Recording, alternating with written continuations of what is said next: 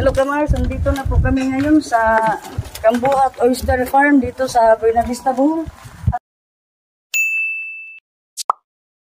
Nandito po kami sa Milky's Fish and Dine at dito po niluluto ang mga pagkain kami niluluto katulad ng hipon po, pusit at saka talaba at saka mamaya po mamimingwit kami ng isda at ang aming kuha ay dito rin iluluto.